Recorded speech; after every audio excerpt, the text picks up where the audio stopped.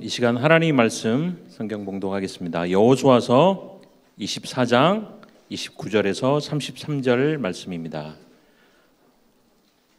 구약 성경 여호수아서 24장 29절에서 33절 말씀입니다. 이 일 후에 여호와의 종 눈의 아들 여호수아가 110세에 죽음에 그들이 그를 그의 기업의 경내 딥낫세라에 장사했으니 딥낫세라는 에브라임 산지 가스산 북쪽이었더라. 이스라엘이 여호수아가 사는 날 동안과 여호수아 뒤에 생존한 장로들 곧 여호와께서 이스라엘을 위하여 행하신 모든 일을 아는 자들이 사는 날 동안 여호와를 섬겼더라. 또 이스라엘 자손이 애굽에서 가져온 요셉의 뼈를 세겜에 장사했으니 이곳은 야곱이 100크시타를 주고 세겜의 아버지 하몰의 자손들에게서 산 밭이라. 그것이 요셉 자손의 기업이 되었더라. 아론의 아들 엘리아살도 죽음에 그들이 그를 그의 아들 비느하스가 에브라임 산지에서 받은 산에 장사했더라. 아멘. 이 시간에 우리 담임 목사님 박성기 목사님께서 우리 앞에 놓인 두 길이라는 제목으로 말씀해 주실 때 많은 은혜 받으시기 바랍니다. 오늘 3부 예배는 우리 렘넌트국 진금 예배로 드리게 됩니다. 타이틀을 진금 예배 이렇게 붙인 이유가 예전에 제 학생 때만 해도 졸업 예배 이렇게 했었거든요.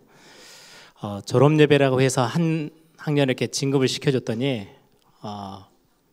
신앙생활도 졸업을 해버리더라고요.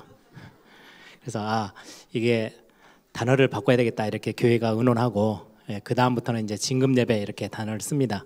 도망 못 가도록.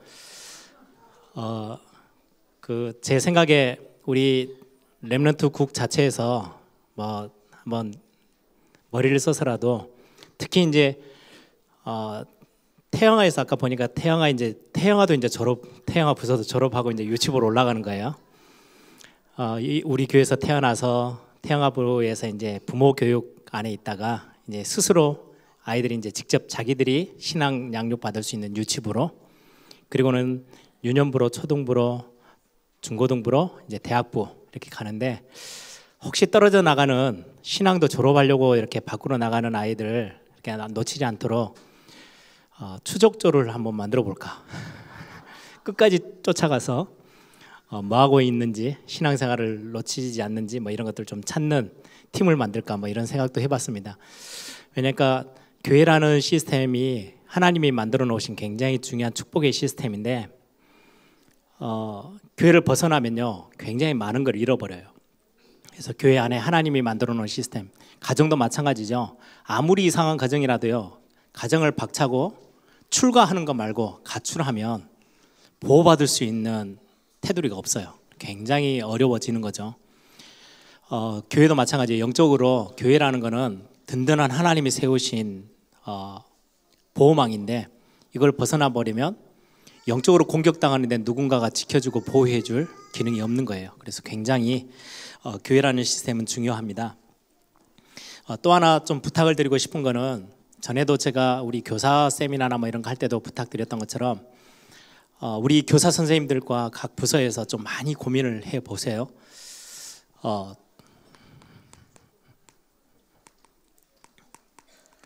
세상에서 쓰는 이 단어는 아니고요, 영적인 또래 문화를 만들어주는 거. 예를 들면 이거는 선생님들도 해야 되지만 본인들 오늘 진급하는 또 우리 렘넌트들이 꼭 기억해 주셔야 돼요. 나중에도 좀 이야기를 하겠지만, 제가 대학을 이제 부산이라는 곳에 갔어요. 처음 한 번도 안 가본. 제가 이제 신학교를 가겠다고 생각하고 있는데, 이제 신학교를 어디를 갈까요? 그랬더니 아버지가 갑자기 부산에 있는 고신대를 그러시더라고요. 그래서 고신대요? 들어보지도 못했던, 저는 고신이란 교단이 있는지도 잘 몰랐어요. 고신 교단에서 운영하는 고신대를 가래요.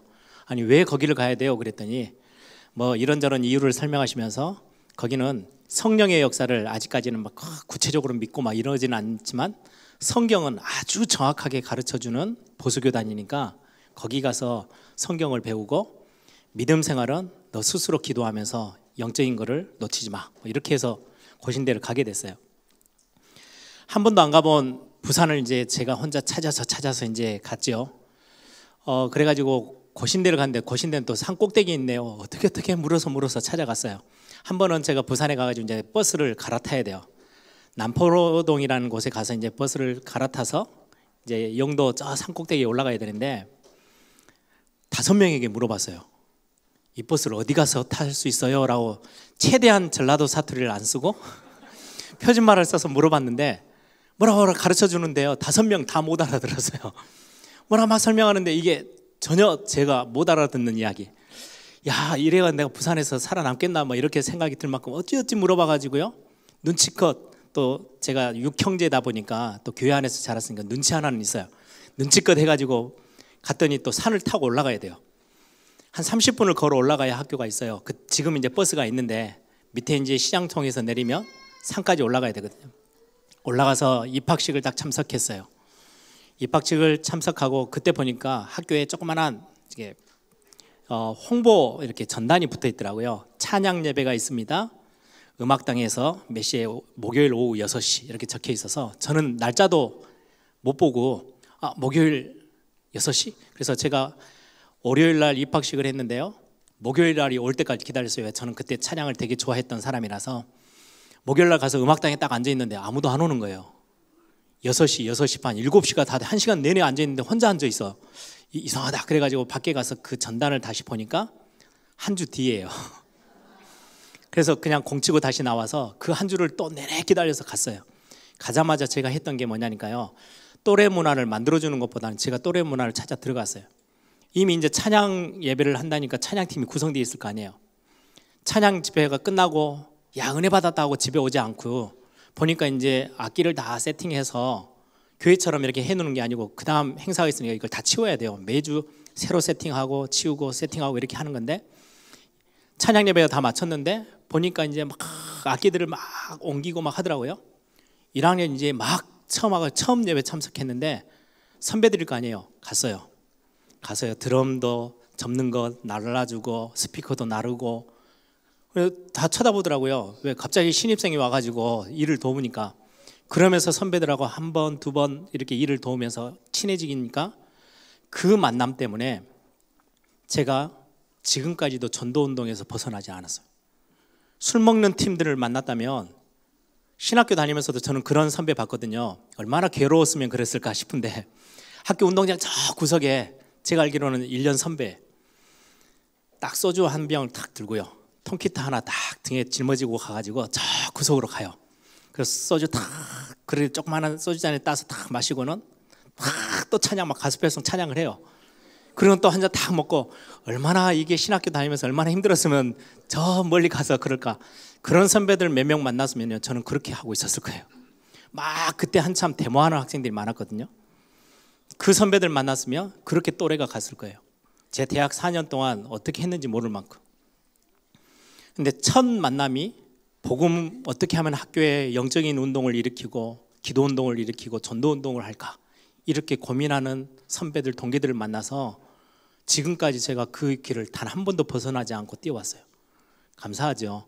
그래서 우리 다락방의 전략 중에요. 두 번째가 내가 복음에 대한 체험이 생기면 그 다음에 따라오는 가장 중요한 축복이요 만남의 축복이거든요. 그래서 그 만남의 축복은 여러분들 후대를 두고도 정말 기도해 주셔야 되는데 이거는 만남을 이야기하는 거예요. 어떤 또래를 만나고 어떤 관심을 가지고 있는 친구를 만나는지가 우리 렘넌트들에게는요 그 분위기가 굉장히 중요해요. 우리 어른들도 마찬가지죠. 에일교회라는 교회 이제 남전도회 여전도회 이렇게 딱 왔는데 뭔가 이렇게 금방 통하는 사람이 생겼어요. 그럼요 중직자 피택돼서 중직자 되는 데까지요 시간 많이 걸리지 않아요. 쭉 그냥 타고 올라와요. 근데 혼자 왔는데 적응하고 누군가가 아무도 안 챙겨주면은요 되게 힘들게 와야 돼요. 그러다 중도 나고 하는 팀들도 참 많이 있죠. 이거는 영적인 부분에 있어서 굉장히 중요한 부분이에요. 그래서 특히 우리 렘넌트들 이제 새로 진급하면 우리 교사 선생님들이 복음 정확하게 확실하기 때문에 입술을 벌려서 말씀 전달하는 건요 정확한 복음들이 들어갈 거예요. 하나만 더 진짜 이 아이들 내가 맡은 이 아이들이 대학을 가고 청년이 되어지고 나중에 이 교회에서 중직이 되어질 때까지 뭔가 서로가 의지하고 지켜주고 끌어줄 수 있는 그 그룹을 어떻게 하면은 내가 맡고 있는 동안에 일을 해줄 수 있을까? 이 심부름 할 수 있을까? 여러분들이 조금만 고민하신다면 굉장히 중요한 답이 좀 날 것 같습니다. 오늘 제목을 두 가지 길, 선택하고 관련되어 있는 거죠. 아니면 우리 렘넌트들이 결단을 해야 될 때도 있어요. 그래서 오늘 제가 진급 예배이기 때문에 원래는 여호수아 24장 마지막 29절부터 33절을 마지막 이제 결론이에요. 쭉 몇 달 동안 왔던 여호수아서를 마지막 결론을 짓는데 오전 예배 때 해야 되는데 제가 3부로 올렸어요. 그리고 오전 때는 좀 중요한 같이 함께 마지막 주일이라서 나누고 싶은 메시지를 같이 나눴죠. 그랬더니 제 와이프가 보고 아니 여호수아 24장이 왜 갑자기 3부 예배로 갔어? 그러더라고요. 이유가 있어서 올렸어요. 진급 예배고 우리 렘넌트들이 여기 있기 때문에 또 특히 그 부분에 중요하게 답을 주는 메시지여서 오늘 여호수아서도 마무리하고 또 우리 진급 예배 렘넌트들과 또 여기 중요한 우리 부모들 사역자들이 같이 함께 나누는 말씀으로 붙잡기를 원합니다.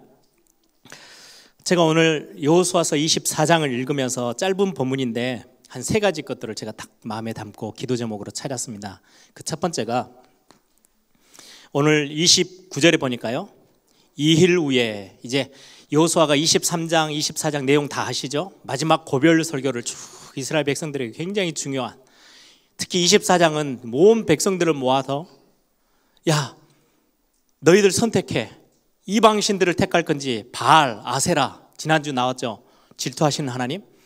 이방신을 택해서 그 길로 가든지 아니면 하나님 앞에 서든지 나와 내 집은 오직 여호와만 섬길 거야.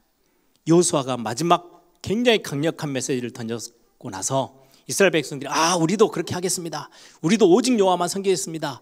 그 사건이 있은 후에라는 말이죠. 2일 후에 여호와의 종 눈의 아들 여호수아가 110세에 죽음에 라고 되어 있어요. 저는 이 구절에서 이 단어가 제 눈에 딱 들어왔어요. 여호와의 종. 그 전에 한번 봐보세요. 여호수아를 지칭하는 거 모세의 시종, 정탐꾼, 다 그런 단어예요. 지도자, 모세와 함께 했던 동역자, 이런 수준이다가 갑자기 마지막 인생 110세 마무리를 지으면서는요, 정확하게 한 단어로 딱 표현해요. 여호와의 종. 여러분 2019년도 마무리를 지으면서 여러분들 이번 한 해 여러분들 신앙생활했던 여러분들이 살아왔던 1년을 쭉 계산해서 하나님이 평가한다고 한다면, 여러분들이 별명을 딱 준다면, 여러분들이 살아왔던 그 부분에 있어서 딱 한 단어로 하나님이 정리를 한다면 어떤 단어일까요? 전 질문하고 싶었어요. 저도 참 부끄러운 게 너무 많아요. 제가 소망이 생겼어요. 우리 렘넌트들이 커 나오다가 어느 날 딱 이런 어떤 중요한 전환점이 오는 시점에 딱 돌아봤는데 하나님이 여호수아를 두고 뭐라고 결론을, 마지막 인생 110년 살던 그 인생 앞에 하나님이 여호수아를 두고요 지칭한 단어가요, 여호와의 종. 우리는 이 땅에서 뭐 중직자는 직분들 다 있죠. 권사님들, 안수 집사님들, 우리 뭐 장로님들, 또 교회선 서리 집사를, 또 여러 가지 모습의 많은 직책들을 줬어요. 이 파트에서 저 파트에 뭐 여전도에 임원도 하고 회장도 하고 산업선교회 뭐 여러 가지 모습들이 있어요. 그런데 교회에서 볼 때 저 회장님 때문에 참 열심히 했다 저랬다 다 평가가 있을 거예요. 마지막 한 해가 딱 끝났는데 하나님이 우리 렘넌트들이 인생을 쭉 살아가는 동안에 어느 한 중요한 전환점이 딱 왔는데 하나님이 평가하시기를 여호와의 종. 바울도 마찬가지예요. 바울이 자신 있게 자기의 인생을 하는데요, 하나님의 복음의 사도, 그리스도의 사도, 딱 자기가 그렇게 지칭해요. 자기의 정체성. 저는 굉장히 도전됐어요. 내가 2020년은 한 해를 마감하면서는 하나님 앞에 중요하게 인도받고 딱 그 자리에서는 그런 사람으로 도전해 봐야 되겠다. 여러분들 기도 제목이 되기를 바랍니다. 조금 더 크게 인생 전체를 두고.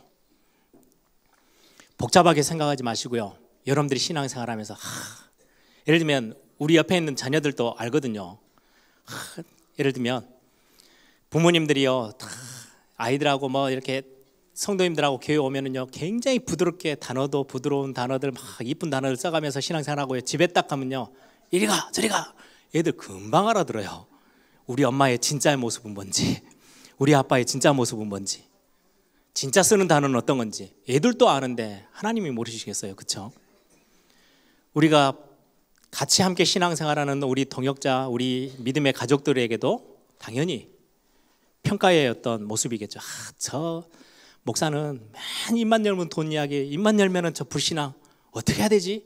걱정 끼치는 목회자가 되느냐, 아니면 하나님 앞에 부족한 게 참 많지만 그래도 하나님이 다윗을 보며 이세 아들 다윗을 만나니 내 마음에 합한 자야 라고 인정받는 한 사람으로 남느냐, 굉장히 중요한 부분인 것 같아요. 110년을 살고 가는 여호수아를 하나님이 딱 평가하기를요, 여호와의 종 눈의 아들 여호수아. 예전에는 모세의 시종이라고도 하고, 이제는 지도자로 내가 너를 세웠다고도 하고, 막 이런저런 많은 직책이 있었는데요, 인생 마지막을 딱 정리하는데 하나님께 완전히 순종하며 하나님의 언약 앞에 따라왔던 여호수아를 여호와의 종. 참 멋있는 단어죠.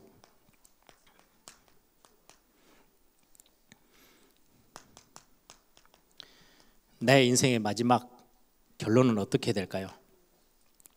여러분들 한번 기도 제목으로 딱 붙잡았으면 좋겠어요. 짧은 시간. 특히 우리 렘넌트들이 나는 앞으로, 이게 믿음의 고백이에요, 이런 인생으로. 그래서 히브리서 11장에는 믿음의 대열에 섰던 많은 사람들 있잖아요. 여러분들이 믿음의 사람으로 인생 마무리 딱 할 때 남아있기를 소망합니다. 저는 우리 에일교회가 그랬으면 좋겠어요. 에일교회가 이 대열 속에 하나님이 정말 참 마음 두시고 기뻐하셨던, 제가 나중에 이제 피택 중직자 훈련할 때 앞부분을 제가 맡아서 할 건데요, 우리 건축위원회 오늘 중심으로 이렇게 피택 중직자 훈련을 하는데, 참 우리 에일교회가요, 다윗의 장막, 하나님이 수많은 성전들이 있었고 수많은 회당들이 있고 다 예배 처소들이 있었는데 하나님이 너무 사모하였던, 하나님이 원하셨던 교회의 모습, 다윗의 장막을, 무너진 다윗의 장막 나는 회복하고 싶어 라고 했던 그 하나님의 중심처럼 여호수아를 두고 여호와의 종 여호수아, 참 감사한 인생의 모습인 것 같아요.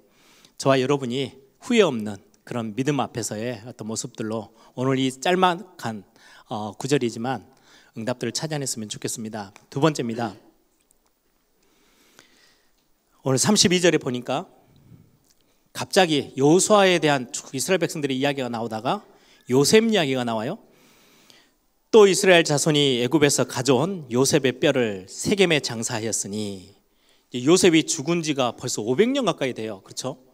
요셉이 들어가서 그 뒤로는 거의 한 430년 출애굽할 때까지, 그리고는 광야 40년, 그리고 가나안 정복까지 쭉 오랜 시간이 지났기 때문에 거의 500년이에요. 500년의 시간이 지나서 지금 요셉의 유언대로 요셉의 뼈를 가지고 나와서 지금 가나안 땅에 장사한 장면이 마지막 여호수아서 마지막 부분에 기록되어 있어요. 저는 여기서 언약의 사람, 참 희한하게 여호수아가 110세에 죽었어요. 요셉도 110세에 죽었어요. 두 사람이 죽은 연수가 똑같아요. 이 땅에서 110년을 살다가 죽었는데 두 사람, 오늘 본문에 있는 여호수아, 그리고는 오늘 또 본문에 있는 요셉이라는 인물, 둘 다 언약이 너무 확실했던 사람. 저와 여러분이 오늘 짧은 본문 속에서 여러분들이 언약의 사람으로 굳건히 탁 뿌리를 내리는 그런 축복이 있기를 바랍니다. 한번 찾아볼까요? 창세기 50장 한번 다 같이 한번 보겠습니다. 제일 마지막이에요. 22절에서 26절.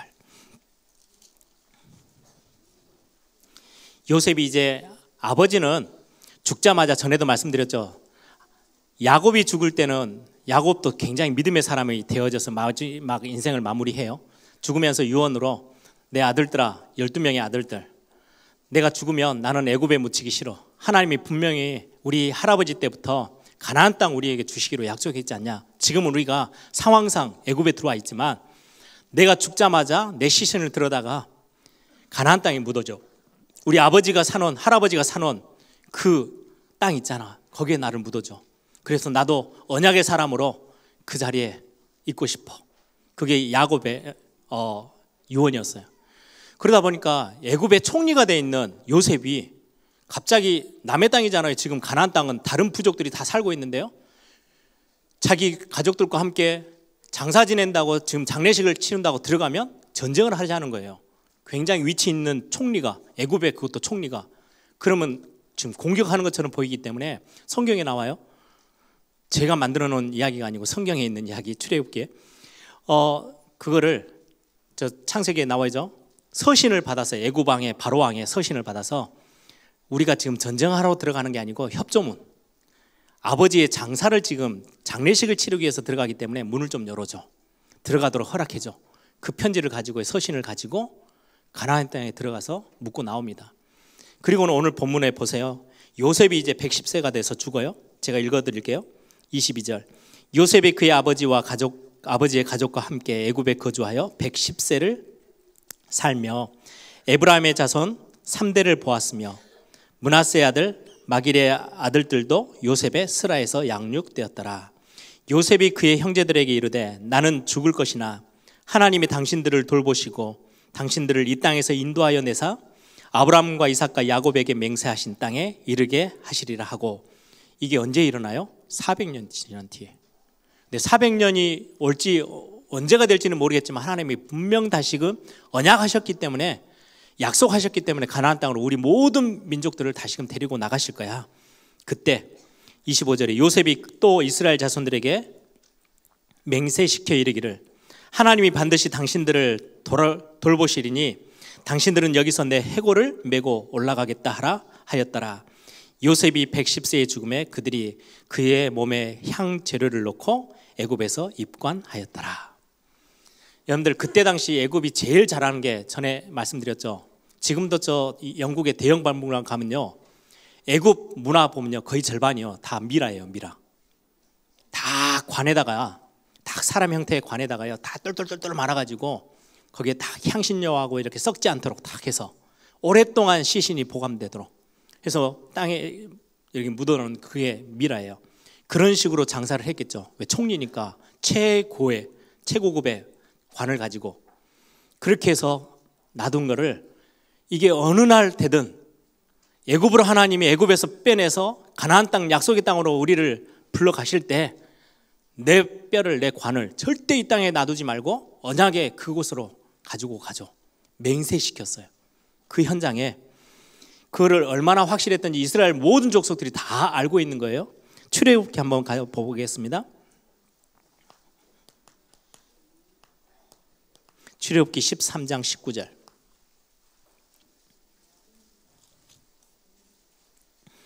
모세가 이제 출애굽하는 거의 한 400여 년이 지나고 나서 출애굽할 때입니다. 6월절이 다 지나고 이제 나가게 됩니다. 19절 제가 읽어드릴게요. 모세가 요셉의 유고를 가졌으니 이는 요셉이 이스라엘 자손으로 단단히 맹세하게 하여 이르기를 하나님이 반드시 너희를 찾아오시리니 너희는 내 유고를 여기서 가지고 나가라 하였음이었더라.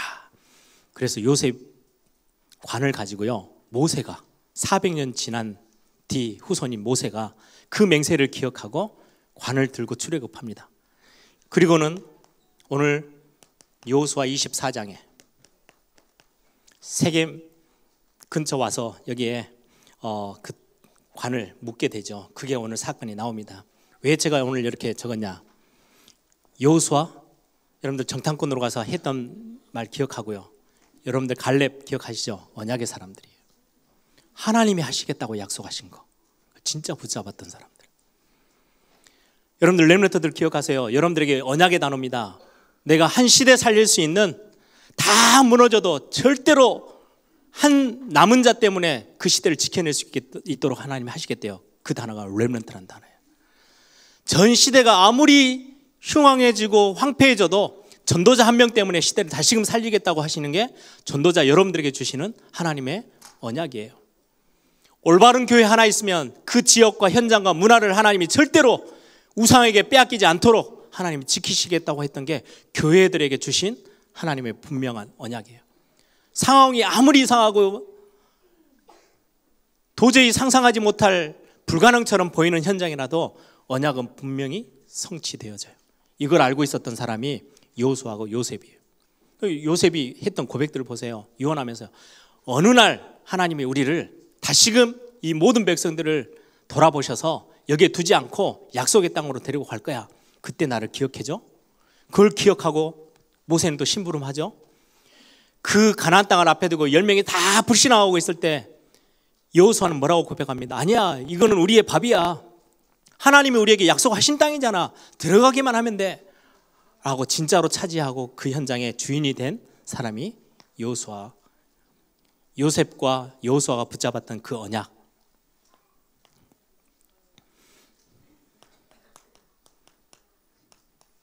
여러분들에게 하나님 주신 언약이 뭡니까? 중직자는 중직자에게 주신 언약이 있죠. 우리 렘넌트들은 렘넌트에게 주신 언약이 있어요. 그 언약은 언제 주시는지 아세요? 예배 때 말씀을 통해서 주세요. 예배 통해서 하나님은요, 여러분들에게요, 정확한 언약들을 허락하세요. 어느 날 저는 세계복음화 언약을요, 대학 1학년, 2학년 때 제 마음에 딱 담았어요. 그때 저는 너무 형편없이 어렵고요. 제가 전에도 말씀드렸죠. 제가 대학 1학년 때 1년 동안 밥을 제대로 못 먹고 이리저리 헤매다가 그때는 뭐 삶의 규모도 없고요. 막 먹을 때 먹고 못 먹을 때 못 먹고 안 먹고 막 이렇게 하다가 그때는 제가 컵라면 있죠. 컵라면을 이거 많이 먹으면 안 되는데 배고프니까 제일 싸고 컵라면을 먹어요. 어디서 좀 잘못 들은 지식 가지고요. 이 라면 국물이 몸에 너무 안 좋대요. 만든 거라서. 이 라면 국물을 깨끗이 씻어내는 게 커피래요. 여러분들 라면 같은 기름기 이렇게 묻어있는 저 그릇을 깨끗하게 씻는 방법 한번 여러분들 커피 넣어가지고 한번 싹 닦아보세요. 깨끗하게 없어집니다. 커피가 얼마나 강한지. 그래가지고 라면 먹고 저녁에 또 커피 마시고 그래 또 누워서 자고요. 그걸 맨날 며칠 밤먹고 했더니요, 위가 구멍이 났어요. 그래서 바로 병원에 실려갔어요. 응급실에. 병원에 있던 제 허락도 없이 의사들이 제 위를 반 잘라버렸어요. 이제 구멍이 난 건 제일 깊이 패인 거고 이제 궤양이 생긴 건 다 잘라낸 거죠. 건강 헤매죠. 돈 없죠. 얼마나 어려운데요. 저는 이거 진짜 확실했어요. 하나님이 내게 주신 언약 이루신다면 그때부터 여러분들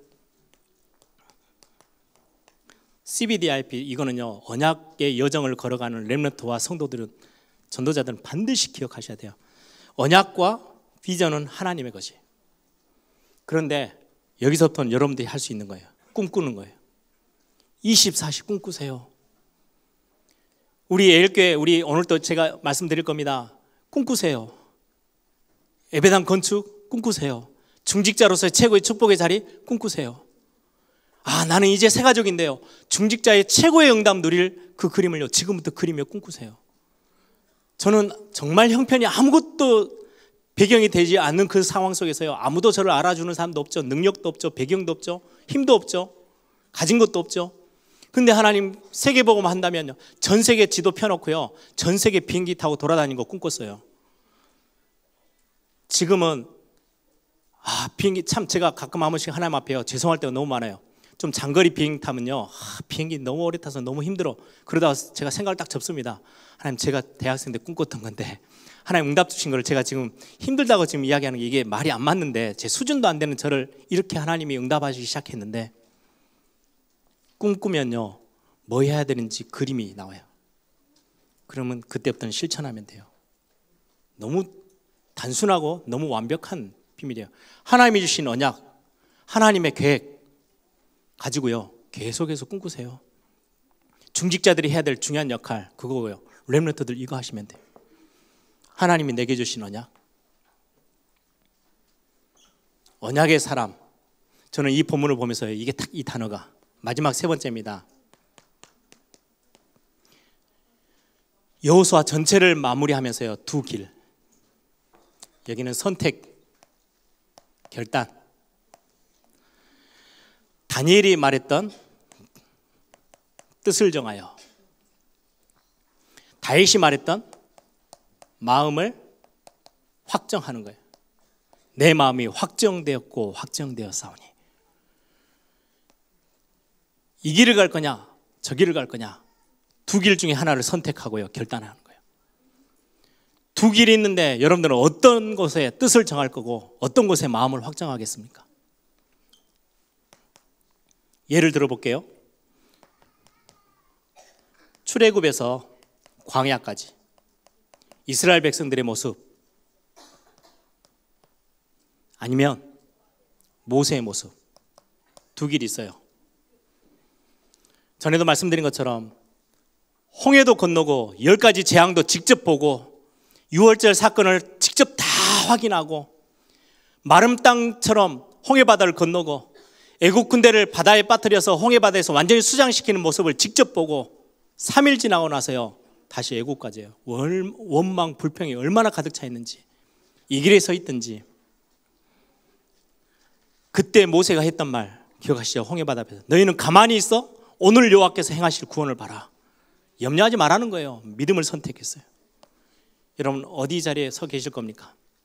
환경이 좀 어렵고 문제가 좀 온다고 흔들리지 마시고 이 자리에 서 계세요. 두 길이 있어요. 광야 가는 동안에 얼마나 얻어터지고 흔들리고 하나님 앞에 막 야단 맞고 죽을 고비를 얼마나 많이 넘겼는지요. 왜 이 자리에 서 계십니까? 이 자리에 오시면 되는데. 가나안 정복, 여호수아를 중심으로 해서 가나안 정복으로 들어가요. 이때 이 가나안 정복에 10명의 정탐꾼 아니면 2명의 정탐꾼, 어떤 자리에 서 계시겠습니까? 두 길 있어요. 10명은 가서 현실을 보고요, 아 여기는 들어가면 안 돼, 우리 죽어. 절대 가면 안 되는 곳이야. 왜 하나님 우리를 여기까지 인도하는지 이해가 안 돼. 저렇게 어려운 현장에 우리를 왜 집어넣으려고 하는 거야. 들어가면 죽는데. 이게 10명이 했던 고백이고요. 여호수아 갈렙 2명은요, 아니야 하나님이 주시기로 약속했다. 들어가 봤더니 진짜 맞네. 저들은 우리의 밥이야. 다윗과 그 형들과 이스라엘 백성들의 두 사람의 갈림길이에요. 모든 이스라엘 백성들 40일 동안 내내 떨었어요. 근데 그 소년 다윗은 뭐라고요? 만군의 여호와가 나와 함께 하시는데 내가 뭐가 문제가 돼? 골리앗? 저 생명은 하나님의 손에 그대로 걸려 있어서 아무것도 문제되지 없어, 될 게 없어 라고 했던 이 자리. 여러분들 이 자리에 서세요. 2020년은 혹시 19년은 왔다 갔다 하셨다면 딱 마음을 확정하세요. 뜻을 정하세요. 나는 어떤 상황 속에서도 나는 이 자리를 벗어나지 않을 거야. 마지막이에요. 그 다음에 여호수아가 죽고 난 다음, 여러분 오늘 본문의 마지막 보면요 엘르아살이라는 제사장이 나와요. 33절 딱 한 절이 나오죠. 아론의 아들 엘르아살도 죽음의 대제사장이에요. 여호수아는 전체 행정적으로 전체 지도자이고 모든 것들을 다 끄는 왕 같은 그런 지도자의 역할을 했고, 엘르아살은 대제사장, 영적인 것들을 책임지는 대제사장이었어요. 아론의 후손 두 사람이 죽었어요. 그러고 나서 성경은요 그 후임을 정하지 않았어요. 성경이 없어요. 여호수아도 그 다음, 예를 들면 모세는 여호수아를 딱 찍어가지고 지도자로 세웠잖아요. 그런데 엘르아살도 그렇고 여호수아도 그렇고 죽고 나서요 그 다음 후임 지도자들을 세우지 않았어요. 왠지 아십니까? 다윗이 고백했던 것처럼 이 나라의 참된 주인과 왕은 누구예요? 나의 왕 되신 하나님, 왕이신 나의 하나님. 그게 다윗의 믿음의 고백이거든요. 그런데 사사시대가 왜 문제가 왔느냐? 지도자가 없어. 우리가 이 길 중에 어디를 갈지 모르겠어. 우리를 지켜주는 사람이 없네. 그래서 각자 자기 소견대로 따랐던 사사시대. 그래 이 길로 그냥 가는 거예요. 계속. 결국 어떻게 돼요? 사사기 2장 10절, 여호와도 알지 못하고 그가 행하신 일도 모르는 그 어마어마한 재앙의 길을 들어섰던 사람, 아니면 다윗, 사무엘, 하나님을 참 주인으로 왕으로 모시며 하나님의 인도받았던 두 사람. 이들은 350년의 재앙을 무너뜨렸고요. 이들은 350년의 재앙을 시작하게 만들었어요. 어떤 자리에 서겠습니까? 그래서 오늘 이 본문을 가지고 여러분들에게 좀 도전하고 싶습니다. 이 길을 갈 건지, 불신앙으로 하나님이 우리의 참 주인이신데도 우리는 하나님의 백성이 하면서 자꾸 다른 데 한눈 팔고 가든지, 아니면 하나님만을 바라보고 가든지, 여러분들이 두 길을 선택할 수 있어요. 마지막으로 결론적으로 우리 교회, 우리 렘넌트들을 위해서, 진급하는 렘넌트들을 위해서 부탁을 드립니다. 교회 시스템을 활용하세요. 우리 렘넌트들, 특히 학년이 올라가면 교회에서 그것 좀 신경을 써주시면 좋을 것 같아요. 참 이상한 단어인데 어떻게 이렇게 표현하기에 뭐라고 표현해야 하다가 제일 이해가 쉬운, 저도 초등학교 때, 중고등학교 때 배웠던 단어인데요. 북한에 대해서, 북한의 시스템 중에 하나, 굉장히 매력적인 단어가 하나 있어요.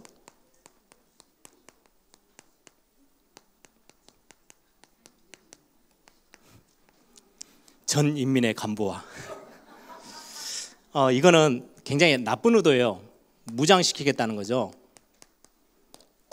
군사로 만들겠다는 거예요. 그래서 어린아이든 노인이든 다 싸울 수 있는 전투 요원으로 만들겠다, 뭐 이런 이야기인데, 그렇게 이해를 하지 마시고, 전 인민이 간부라는 거는요, 중책을 맡은 사람들이에요. 구경꾼이 아니라는 거예요. 저는 교회가 이렇게 돼야 된다고 생각해요. 교회 왔더니 중직자들은 할 일이 있고 나는 없어. 그럼 교회 신앙생활 유지하기가 정말 힘들 겁니다. 그래서 교회는요, 많은 시스템을 만들어야, 넓혀가야 돼요. 새 가족이 와서도요, 할 일이 생기도록. 우리 렘넌트들, 제가 이번에도 예비대학생 마지막 파송 예배하면서 그런 부탁을 드렸어요. 이제 고등학교 졸업하고 대학을 딱 올라가잖아요. 머뭇거리지도 마세요. 갈등도 하지 마세요. 바로 선택하세요. 교사, 찬양대 바로 들어가요. 그러면요, 여러분들 완전히 딱 붙잡아준 시스템이 생기는 거예요. 찬양대 안 나오잖아요. 찬양 대장님이 전화합니다. 오늘 왜 안 나왔어요? 여러분들 교사 되면요, 교육자가 바로 전화해요. 오늘 결석하셨네요. 오늘 지각하셨네요. 신앙생활 완전히 단단하게 갈 수 있도록 최고의 시스템이에요. 하나님이 만들어 놓으신. 그거 안 하면요, 누가 이렇게 체크해 주는 사람도 없어. 와도 모르고 안 와도 모르고, 그럼 2번 빠지고 3번 빠지고 1년씩 2년씩 장기 휴가 갔다 오는데도 아무도 몰라. 그러니까 신앙을 다 놓쳐버리는 거예요. 대학 가서. 특히 대학생들 중에 다른 지역으로 가는 렘넌트들 있죠. 그 현장에 1년을 있든 6개월을 있든 3년을 있든 4년을 있든 여러분들 교회로 만드세요. 구경꾼으로 있지 마세요. 찾아 들어가세요. 누가 만들어주지 않아요. 여러분들이 그 자리에 주인으로 딱 서세요. 그래야 신앙은요, 지켜낼 수 있어요. 집에 갔는데 모든 일은 부모가 다 하고 나는 아무것도 아니고 그냥 왔다 갔다만 한다. 집의 구성원 아니에요. 그렇죠? 할 일이 분명히 있는 거예요. 교회가 모든 성도들이 왔는데 뭐라도 할 게 있다. 청소라도 할 게 나에게 주어진다. 신앙이 같이 함께 큽니다. 제가 제 아이들 이렇게 전에 보니까요, 이제 제 아이들이 조금 했을 때 유치원 다니는 그 나이인데, 학교를 딱 갔더니요, 유치원하고 학교, 이제 초등학교 같이 있는데 6학년, 5학년들이요 발렌티어를 해요. 자기들이 신청해서 뭐 하냐니까, 유치원 학생들이 학교 오면요, 학교 어떻게 해야 되는지 생활을 잘 모르잖아요. 그러면 학교 정문에서 딱 기다려요. 부모님이 딱 넘겨주면 받아요. 그리고 학교 데리고 가요. 그래서 아침 간식 먹이고 교실 찾아주고 어제 숙제했던 거 확인도 해주고.